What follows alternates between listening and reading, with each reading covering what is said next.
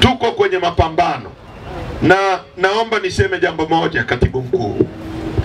Kuna watu wanasema kwamba tusipoingia kwenye uchaguzi, ndoto zao za kuwa wabunge, za kuwa madiwani, eti tunaziharibu. Nataka nitumie nafasi hii na mimi kusema kidogo tu, alafu nitarudi kwenye mambo ya kwetu ambayo tunaendelea nayo.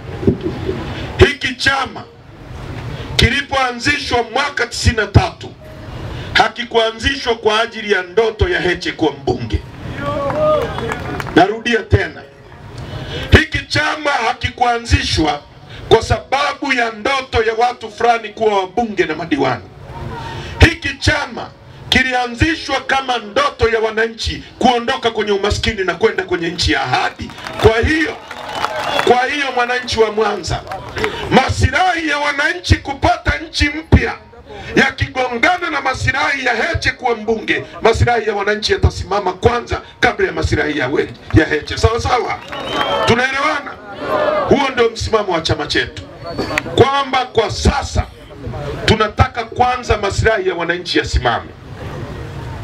Tungeweza kukaa na Samia ofisini tukakubaliana naye kugawana majimbo, na mimi ningeenda bungeni, Mnyika angeenda bungeni, Lema angeenda bungeni. Tena wanaosema ndoto zao zinakatizwa, hata wengine hawajawahi kuwa wabunge. Mimi nimekuwa mbunge, najua utamu wa ubunge, na jimbo pale ambalo hakuna mtu anaweza kunishinda pale Tarime. Hayupo. Uongo kweli? Kwa hiyo kama ni mtu mwenye ndoto, mimi na ndoto zaidi. Uongo kweli? Lissu ana ndoto ya kuwa rais. Uongo kweli? Hivi kweli kama ni swala la ndoto, hivi Lissu akisimama hapa na huyu mama akasimama hapa, ikagongwa dakika 90 ya kweli, nani anasimama hapa? Nani anasimama hapa? Tusidanganyane bana. Kwa hiyo ni jambo la kwanza nilitaka niseme.